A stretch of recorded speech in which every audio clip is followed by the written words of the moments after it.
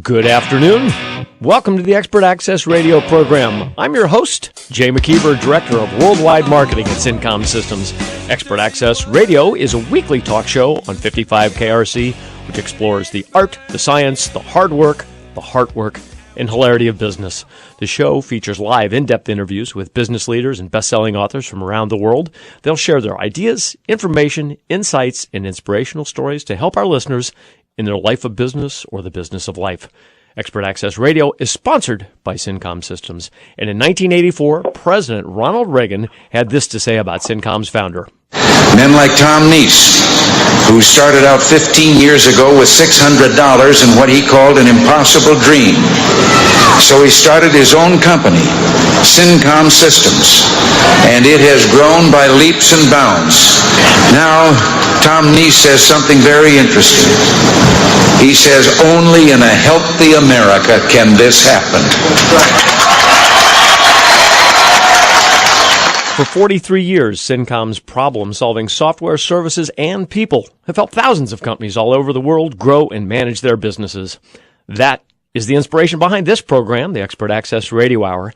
Our president, Tom Neese, has asked us to host this show, sponsored by Syncom Systems as a public service, to present the latest, best business ideas to help companies grow and to stimulate our economy. So we dedicate this show to Tom Neese and his dream of a healthy America for yours and every business. Our guest today is author Ron Kaufman. Ron is pure energy, and if you're fortunate enough to see Ron in action, he'll remind you of a coach on the sideline of a football game. Initiation, engagement, action, strategy, motion, intention, completion, effort. Ron sees an opportunity to learn and grow and improve, and he pounces on it. He's the visionary behind Up Your Service, but that isn't where it ends. Ron is actively involved in developing the organization, especially in enabling the success of clients. And if that isn't daunting enough, Ron has published 14 books, including his most recent and New York Times bestseller, Uplifting Service. Ron is action personified, and whether on the road, on stage, in the office, or spending time with his family, Ron is energized. He lights up the room, and he lights up an organization. And now, he's here with us to light up Expert Access Radio. Welcome, Ron Kaufman. What an absolute pleasure to be with you. Thank you so much for that dynamic introduction, Jay. You've got me smiling. Oh, I'm happy to hear that. I couldn't pronounce completion, but other than that, we're here. Here we go. We're here. All right. So actually today, I believe that you're in Seattle, but you call Singapore home.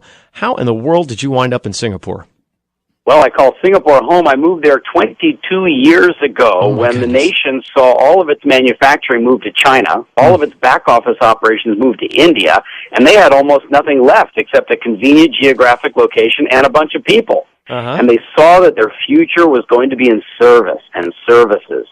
Hospitality, conventions, medical, financial, legal, education, research, and the whole nation needed to be re-educated to focus, instead of getting zero defects, on responding to customers. Fantastic. And I believe that you coined a phrase in your book. You took them from Singapore to Singapore again?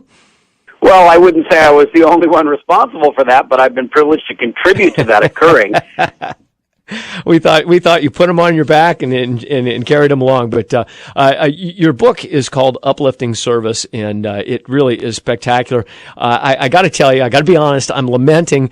It's a pretty good sized book. It is chock full of information, and I don't think we're going to be able to cover it all. I wrote out about 750 questions, but we're going to plug away and see what we come up with. How about that? 749 answers. Here we go, Jay. So you've dedicated your life and built your business around uplifting service. So if you could tell our audience a little bit about you, your company, and what you do. Sure. While I'm based in Singapore, I spend most of my time on airplanes. As you mentioned, I'm in Seattle right now. In the past 3 weeks, I've been in Mauritius, Vietnam, Bangalore, Mumbai, and Dubai on my way over here to Seattle, and from here the travel continues. I'm one of those people you'd call a man on a mission. I'm genuinely dedicated to uplifting the spirit and the quality and the practice of service in commercial environments as well as within communities all over the world. And I think the primary thing that's missing is that people don't understand what service really is. We all use the word like it's common and familiar, but very few people have a good definition. Yeah. Yep, but you do, and I love it. I found it to be outstanding and illustrative. How about sharing it with our audience? Well, it's very straightforward. It says that service is taking action to create value for someone else. So if you go ahead. That's a straightforward definition. You're interviewing me right now, but the purpose of the interview, the purpose of the action is to create value for your listeners. And I think all listeners can understand that definition would apply to something that they do in their lives. Yeah, it's simple, but it's really incredibly powerful. I'm a big fan of the word value. I'm a big fan of delivering it as well as receiving it. So I thought that was spectacular. So here's what's interesting about that, Jay. If service is taking action to create value for someone else, then what's important is not so much that you do what you think you were supposed to do, or you go to work and just do your job, or you don't make a mistake. What's important is that what you did actually ended up being appreciated by another person. Right. Right, and we're going to talk at pretty great length about the ways and means behind that, but you're absolutely right. And your book has a ton of great stories, but right now I want to start off and just share one of my own. It just happened to me today. It's raining cats and dogs here in Cincinnati. We've been in the middle of a terrible drought, and I wake up this morning to a strange sound in my basement, which turns out to be my sump pump has given up. It has not been running lately, and so with all this rain, it's kicking in and it's whining and moaning and it's miserable. So I'm in a frantic rush this morning to find a plumber to fix this before I come here to do the show with you today. And I called a number of people, and they were insensitive, uncaring, unappreciative, and unhelpful until I talked with a guy by the name of Mike Tarvin from Tarvin Plumbing. And this guy, he listened, he reacted, he responded, and he put a smile on my face, which I got to share that because I was just so absolutely thankful that he was that he did what he did. And by the way, the guy came out, took care of me, and I'm here on time with you. Isn't that amazing, Jay? You just said, oh, and by the way, he came out and took care of the sump pump. Yeah. But the whole story that has impact for you and that you've just shared with all your listeners about Mike the plumber in Cincinnati is that he connected with you as a human being. He created value through his compassion and through his listening, not only through being a plumber who could fix the sump pump. Yeah, and so we're going to hear a lot of great stories like this today. But I was so tickled because I went from frantic to relaxed and energized to speak with you. So beautiful. In your book, you have a ton of great examples, as I just mentioned. You also talk about service initiatives employed by the likes of Nordstrom for their people, for their customers, or Google in New Belgium Brewing for employees. So I want to talk about service initiatives, but we're running out of time on this particular segment. So I think we might break now, and when we circle back, we're going to speak with you, Ron Kaufman, author of Uplifting Service, The Proven Path, about service initiatives. In the meantime, I'll remind everybody that you're listening to me, Jay McKeever, on the Expert Access Radio Hour, sponsored by Syncom Systems. If you want to find out more about us or previous guests, go to radio.syncom.com. And as always, listen to us on 55 KRC, the talk station. Good afternoon. Welcome back, and thanks for listening to me, Jay McKeever, on the Expert Access Radio Hour, sponsored by Syncom Systems. As I said at the end of the last break, if you want to find out more about us, about the program, about Syncom, start with radio.syncom.com, and there's lots more from there. But we have podcasts of all of our former guests, and we've had a ton of good ones, including our guest today, and that is Ron Kaufman. He's written a great book. He's one of 14. This is his latest offering, and it's called Uplifting Service, The Proven Path. And if you own a business, if you deal with anybody, if you have employees, you got to get this book. It is spectacular. It's laid out very well. It's got countless ideas that I think are spectacular. So, Ron, you still with us? I'm right here with you, Jay. Let's rock. Okay, very good. Okay, so let me scroll down here. So we're going to talk a little bit about why. Okay, great service providers have built service architectures, and you break service architectures down into 5 key elements. Would you walk us through those a little bit, please? Yes, the first one, and these follow the sections of the book, Uplifting Service, is called Why. In other words, get absolutely clear and aligned. Why do you want to build an uplifting service culture? Mm-hmm. Why use service as your competitive differentiator? Mm-hmm. What will be the impact inside your organization for the quality of service you provide to each other, mm-hmm. as well as your reputation in the market with your clients, customers, guests, patients, visitors, whomever it is that you serve? Mm-hmm. First section is called Why. Mm-hmm. Second section is called Lead. And here we're talking about leading from every level, leading a service culture development project, not only from the top, but each and every person taking responsibility for that on a daily basis. Mm-hmm. The third section is called Build. And in this section, we look at the 12 building blocks of uplifting service cultures. This is what large organizations and small companies that succeed with service culture do to actually build an uplifting service culture successfully. Mm-hmm. The fourth section is called Learn.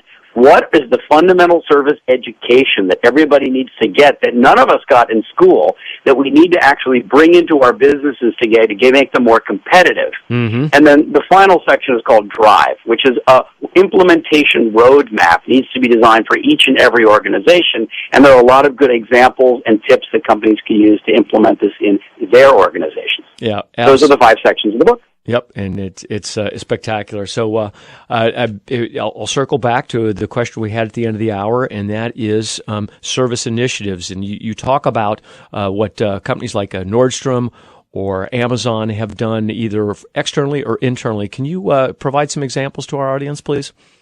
Sure. The whole reason that the book is called Uplifting Service, The Proven Path mm-hmm. to Delighting Your Customers, Colleagues, and Everyone Else You Meet, is that when you look at a Ritz-Carlton or a Nordstrom or an Apple Computer or a Singapore Airlines, one of these companies that's differentiated based on service, and by the way enjoys huge profitability, mm-hmm. is that they've implemented successful initiatives. Now, to give you one particular example, and it's one that many people have heard of here in the United States already, Zappos, which is owned by Amazon, mm-hmm. has got this wild and crazy service culture. Mm-hmm. Now, your company may not want a wild and crazy culture, but you may want to do one of the things that Zappos does, which is they are fierce about who they allow into the company. Mm-hmm. They have an absolutely rigorous recruitment process. Google does the same thing. It's legendary. Mm-hmm. You have to be aligned with the culture in order to get a job. And so you think about when somebody hires a new person, not only does that impact the culture because the new person contributes, but everybody else in the company sees who got hired. And if you hired somebody who's aligned, who's going to move you in the right direction, it moves the whole organization in the right direction. If you hire somebody who's technically strong, doesn't have the right attitude, it's also going to have an impact. Absolutely. And so we're going to move on now to the whole lead section, and you start that off with an incredible story about, and I'm going to butcher this name, so you need to help me out here. Tan Su, what's his? You came close. It's Tan Sui Che. He's the CEO of the largest insurance company in Singapore, right? Oh, well, I owe him a sincere apology. Thank you for bailing me out. But it's a great story of what he did to reinvent his company, and to take us through that, please. Well, he actually declared a cultural revolution. I love that. The company with 1,500 employees had become conservative and traditional, and he wanted it to be contemporary and mm-hmm. flexible. So he role modeled that. For example, he wanted people to try new things and be willing to experience change, so he shaved his head for a cancer fundraiser, right? Great. He wanted people to understand the need to be flexible, so he took up yoga. Nice. He wanted them to go online, so he created his own Twitter and Facebook account and kept them very active. He led by his own personal example. Mm-hmm. That's incredible. So you're right, and I'm going to quote you here. True service leadership is not a demand for better performance pointed at the frontline services department. It's not a campaigning slogan that gets splashed across the wall. True service leadership means creating an environment where every member of the team can lead from the top down, bottom up. And you call that leading from all levels. How does a company accomplish that? Well, let's take a look at where you work, Jay, and where any of the listeners work. Mm-hmm. Can you lead the mood of your office by coming in a good mood in the morning and spreading it around? Well, you can sure influence it, can't you? You sure can, right? You could actually take the lead just mm-hmm. on how people are going to be towards each other that day right. by making the decision yourself to do so. Or if a customer comes in with a complaint, mm-hmm. can you take the lead in championing for that customer and getting your colleagues to assist you? Yeah, you sure can. Sure you can. So the whole idea of service leadership is not that the person at the top has to carry the burden of leading the company. It's to create the environment where everybody feels empowered and enabled to be able to take the lead wherever it is that they work. Yeah, and I love that. You know, people always tease me. They say, you know, Jay, you're always upbeat, you're always happy, you're a fun-loving guy. And I look at them and I say, you know, every day you have two choices. You can either be happy or you can be sad, and I always choose happy. Well, here's the consequence of that choice, Jay. It's not only for you, but the impact it has on everybody else. That's right. Remember, service is taking action that creates value for other people. So when people start to realize that their choice of mood for the day is also either going to create or destroy value for their colleagues, they start to realize, gosh, there's a bigger impact here to the decision I'm about to make. Yeah, I agree with that wholeheartedly. So go ahead. So the reason, Jay, I call it uplifting service is to go back to Mike the plumber you were talking about in the early section. It wasn't just getting your sump pump fixed. It's that he did that, but he also uplifted you. Right. So you, as his customer, actually felt better. You were willing to give a testimonial to him. I'm sure you're going to be willing to go back to him or recommend him. And that's what everybody can do when we look at service as something that we do for other people, not just a job to get done. That's what I mean by uplifting service. And then there's also sometimes a physical side to things. And you use an example of Marina Bay Sands Hotel or Resort. And it's by far, you described it as by far one of the most magnificent architectural, commercial, and cultural undertakings of our time. Why is that? Well, it's an architectural icon. It has 2,600 hotel rooms and 1 million square feet of convention space and 2 theaters. It's got a casino and a swimming pool and 300 retail outlets and 50 restaurants, and it's all under one roof. So this is the world's first genuinely integrated resort. But building the physical building was one kind of undertaking. Building the culture of uplifting service among 10,000 people, that was an entirely different and critically necessary undertaking. So you think, for example, if you're having breakfast in the restaurant, it's totally likely that someone will turn to the waiter and say, excuse me, what time does the museum open? Right. And if the waiter says, that's not my job, I'm a waiter, then you've just destroyed value for the guests throughout the entire property. Right? So people have to build a culture where we take responsibility for service. And they've done a nice job of that. Oh, they've done a very good job. In fact, if listeners go to upliftingservice.com, you can find videos there and other case studies and examples, and they're all free. And I'd also like to mention on top of that, you have there's actually additions to the book online as well, isn't there? That's right. People who go to upliftingservice.com can get the whole first section of the book for free as a download, and then you'll see a variety of other commentaries, blog posts, PowerPoint slides that are designed to help you implement the tools inside that book inside your own organization to make your company more competitive. Yep, and to further complement your site, there's great video, a ton of articles, a lot of fresh, relevant content, and in addition to the book, I think it's really a great package that you put together for all of us. Thanks for doing that. Thank you, Jay. My commitment is to uplift service in the world, so I'm glad you feel that the book is creating value for you. It is, without a doubt. Okay, we're down to the final minute of this segment. Time flies when you're having fun. So words have meaning, and you advise that there is a service language. Real quick, can you give me an example of service language? Sure. If you look at every functional division within an organization, they will have their own language. Finance has a language, IT has a language, security has a language, sales has a language. But do they have a common service language? So I introduce in the book, in the section called Learn, looking at a customer's experience of service from criminal to basic, to expected, to desired, to surprising, to unbelievable. 6 levels of service. And perhaps we can look at those in the next section of this talk. We will do that because I've got those listed in my 750 questions. But right now, I'll remind everybody, we're speaking with author Ron Kaufman. He's written a great book called Uplifting Service, and he's also got a website, www.upyourservice.com. And me, I'm Jay McKeever. This is the Expert Access Radio Hour, sponsored by Syncom Systems. Follow us at radio.syncom.com or in 55 KRC, the talk station. Good afternoon. Welcome back. Thanks for listening to the Expert Access Radio Hour. I'm your host, Jay McKeever. I'd like to remind you that this program is sponsored by Syncom Systems. I'd also like to remind you to please check out our website, radio.syncom.com. We have podcasts of all of our former shows. We have upcoming guests listed and lots of other good stuff. And remind you also the thing that started it all, Expert Access, the e-zine, expertaccess.syncom.com. Check that out. Today we're speaking with author Ron Kaufman and his 14th and latest book, Uplifting Service, The Proven Path. And I'll direct you to his site as well, www.upyourservice.com. Ron, you still with us? Right here, Jay. Wonderful. So you talked about being a world traveler, and man, you reeled off so many countries in such a short period of time that's absolutely amazing. But we're talking today about your book, not your travels. But you talk about envisioning service and how important that is to a person, to a company, to the service environment. How do you help create that vision? This is the second building block out of the 12 building blocks of service culture. Mm-hmm. And that second block I call an engaging service vision. Mm-hmm. And the key word there is engaging. In other words, do you have a way of talking to your staff and to your team about the service you want to provide in a manner that turns them on, that gives them clarity about where you're going? Mm-hmm. Let me give you a couple of examples. So at the Ritz-Carlton Hotel, they refer to it as their credo.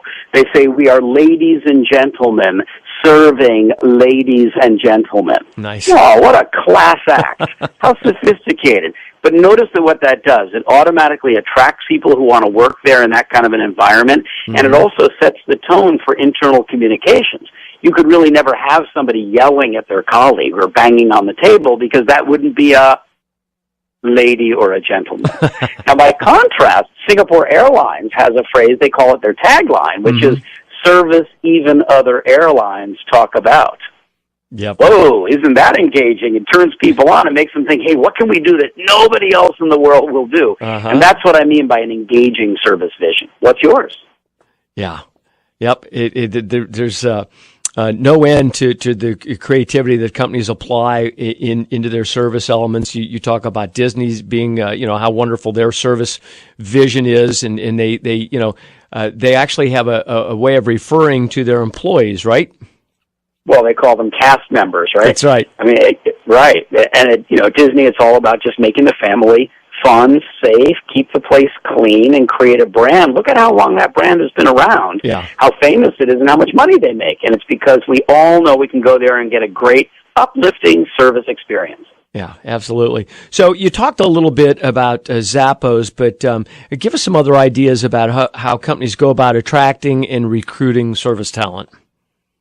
Well, the number one thing I think in today's economy is to attract the right people into your company, mm-hmm. help them develop as quickly as possible, and then keep them. And the issue there, surprisingly, turns not to be how much money did you pay them. That's important. It's a hygiene factor, though.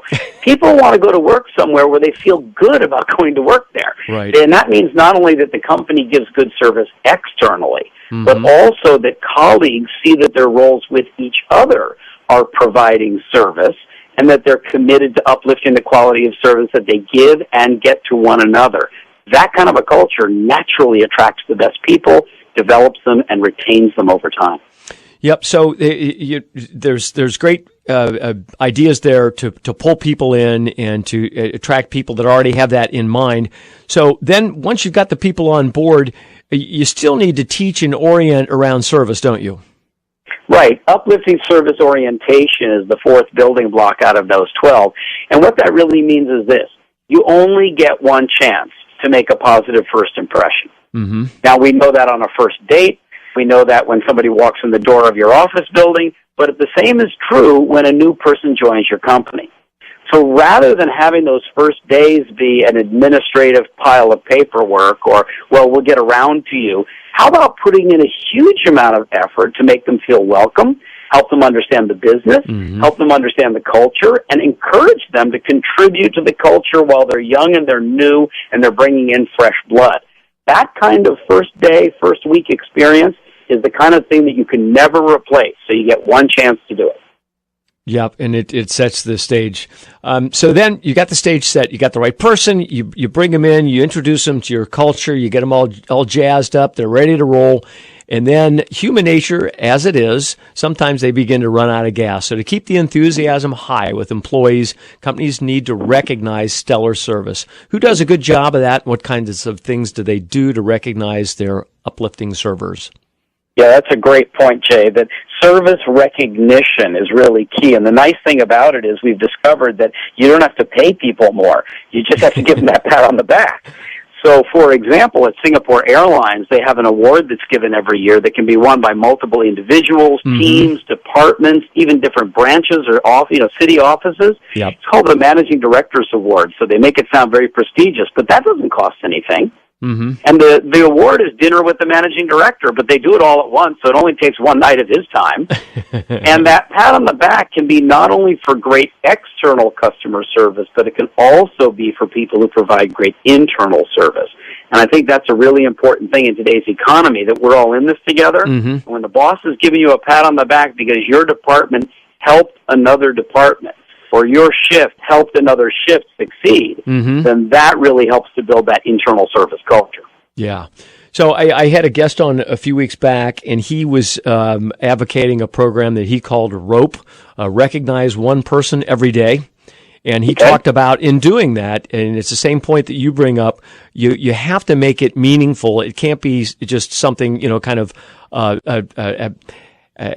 half thought through. It has to have some value and some recognition in the recognition, right? Well, it does, and what you need to realize is that different people will appreciate that value in different ways. Mm-hmm. There are some who really just want a small handwritten note, and you'll be surprised they'll keep it for 20 years. Mm-hmm. Somebody else wants the standing ovation from their colleagues. Another person may want you to let their mother know they did a good job, and the other guy wants that letter of recommendation that he can frame and put on the wall. So the key is not just to recognize one person every day and have, tick the box, like, yeah, I recognize somebody, but actually to think about what that other person would value as a form of recognition, and then go do that, which puts your focus on the other person. That means even you as the leader, you're still a service provider. Yeah, it's the whole idea of personalizing it. Right, personalizing it so that the person receiving it says, I appreciate it and value it. And remember, service is taking action to create value for someone else. So in truth, the employer, the leader, is serving their employees, even as the employees are serving the customer. Yep. And in fact, I'm fortunate enough to work for a guy that believes fully in that credo. Okay, so we can't have a good business discussion without mentioning metrics. Tell me about how you coach companies to measure. Well, I love that question. So many people say, well, service is the soft stuff, and culture, that's fuzzy. And then they say, show me the ROI. Show me the money on this thing. I say, okay, let's do that. Now, getting more money, you could say that a reliable precursor of that, a leading indicator would be that your surveys are going up, right? You're getting better scores. Sure. But a leading indicator of that would be you're getting more compliments. And then I ask them, what's the necessary leading indicator of getting more compliments? People have to actually do new things and come up with new service ideas. So what if, instead of trying to measure the money, which is a lagging indicator, which will come, what if your metric was, how many new things have we done for customers this week? How many new ideas have we tried with our colleagues this week? How many when the boss's focus is on how many new actions have we taken, that will naturally lead to the increase in compliments, to the higher scores, and to making more money. I love it. It's absolutely perfect. All right, that brings us right about to the end of our third segment. And I will remind our audience, we're speaking with Ron Kaufman. He's the author of Uplifting Service, The Proven Path. That's what we're talking about. We're all about service today. And you want to find out more about Ron and his company, and hiring him for a speaking engagement or for consulting services, or just more about the book, go to www.upyourservice.com. Me, I'm Jay McKeever. You're listening to the Expert Access radio program. Our website is radio.syncom.com. Follow us there, or on 55 KRC, the talk station. Good afternoon. Welcome back, and thank you for listening to the Expert Access Radio Hour. I'm your host, Jay McKeever. And I'd like to remind you, please follow us at radio.syncom.com. Our guest today is Ron Kaufman. He's written a book, Uplifting Service, The Proven Path. And if you want to check out sections of the book, and I really recommend you do that because you check out a couple of sections and you're going to be buying it if you deal with people on a regular basis in terms of customers, employees, or whatever, and that's most of us. You check out this book and you're going to get it. But go to www.upliftingservice.com, upliftingservice.com. Okay, Ron, we're down to it, but I certainly have enjoyed our conversation, your energy, and your insight. So I'm going to ask you to give us a little bit more insight. You talk in the book about a great company called Wipro.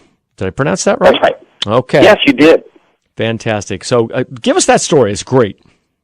Sure. Well, one of the things that Wipro did in providing uplifting service education, teaching people fundamental service principles, is they did not give them their certificates or diplomas from completing the course until each person completed what they called an X-Serve project. That stands for excellent service. And here's what you had to do. You had to take what you learned about uplifting service and actually take some new action to create a higher level of service value for someone else, either a colleague or a customer. But even then, you weren't given your certificate. You had to actually get the person that you served to document what was the new value that they got from the action that you took. So that now suddenly education wasn't what did I learn? It wasn't even about what did I do? But ultimately, it was about what was the value that what I did created for another person. And that connects back to the definition of service. And that enabled the entire organization to get thousands of people coming to work, focusing not on, quote, I got to do my job, but instead on, what can I do for somebody else? Yeah, and the reason I like this story, and more so the program that they put in place, is the whole notion of habituation, getting people to perform the same good actions time and time again. It's a way of continuing education, for lack of a better term, and a lot of companies struggle with that. They put together a decent training program, but it doesn't have that habituation, that ongoing relevance, does it? Well, you nailed it when you use the word training program. I mean, you train someone what to do. You teach someone how to think so they can figure out what to do. Right. So if all you're doing is training people, no wonder they escalate things back up to you and say, well, you didn't tell me what to do in this case, so now it's your problem. Yeah.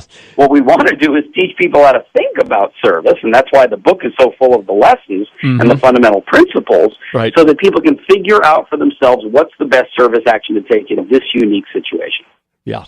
So in the end, we were just talking, we want to emphasize responsibility, and there's so many different ways of looking at that. You know, a lot of times the tendency is, okay, you're the customer-facing guy, you have the responsibility to make them happy. They turn around, they say, wait a minute, what about the rest of the organization that sets the policies, that provides the materials to me, on and on and on. And so give us your take on responsibility, up, down, and in and around. Yeah, I think that the fact that people point the finger at other people, you know, it's human nature, but it doesn't help anything. No. And then another default is people say, well, I tried my best, you know, it's not good enough, I made a mistake, but that doesn't help anything.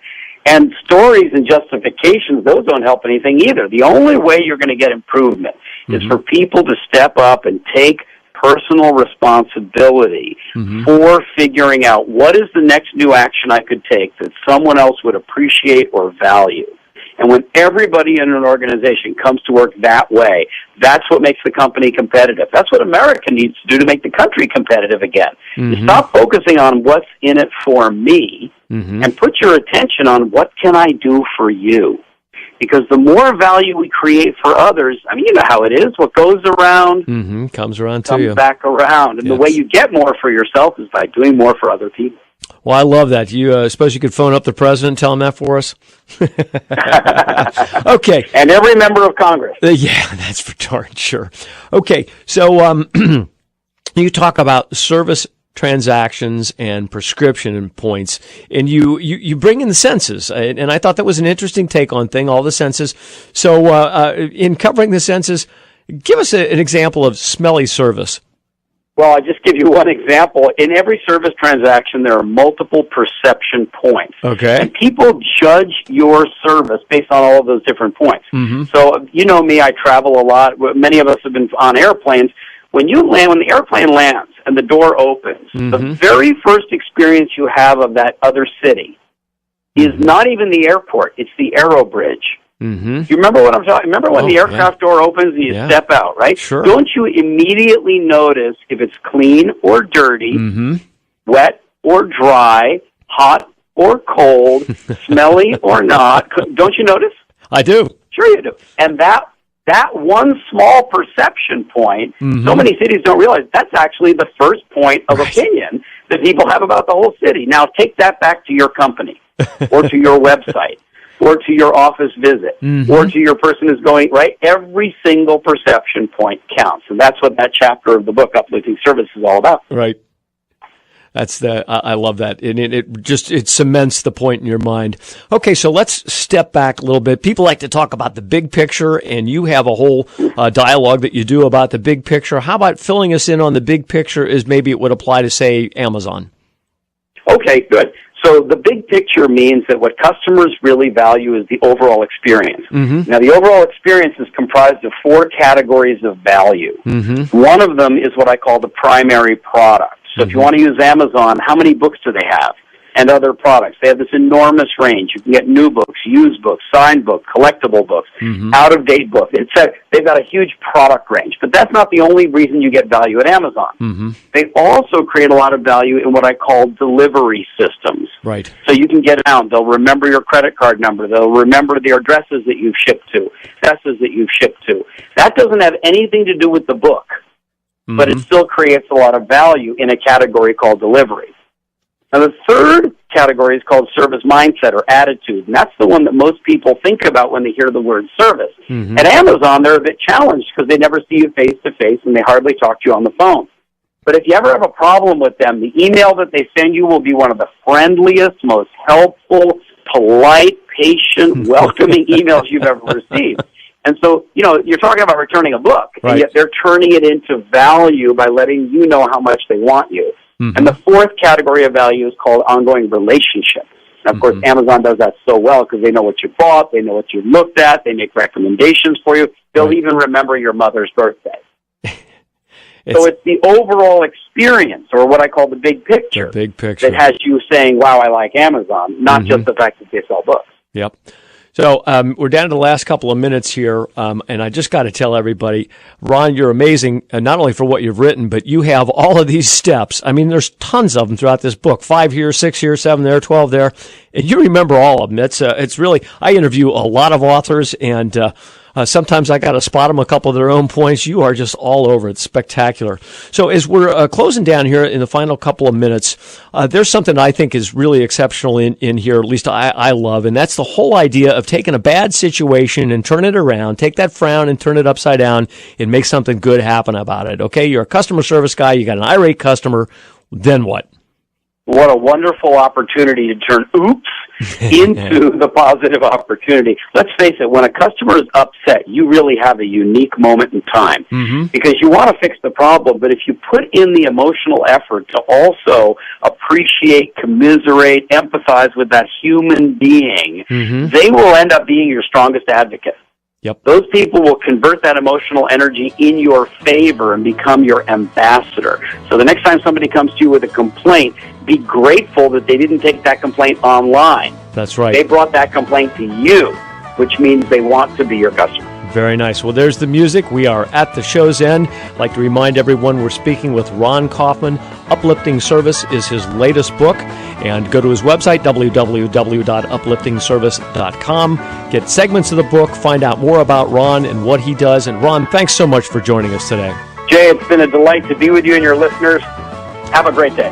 You too, take good care, and I'll remind everybody you're listening to me, Jay McKeever, on the Expert Access Radio Hour, sponsored by Syncom Systems. Follow us at radio.syncom.com or at 55 KRC, the talk station.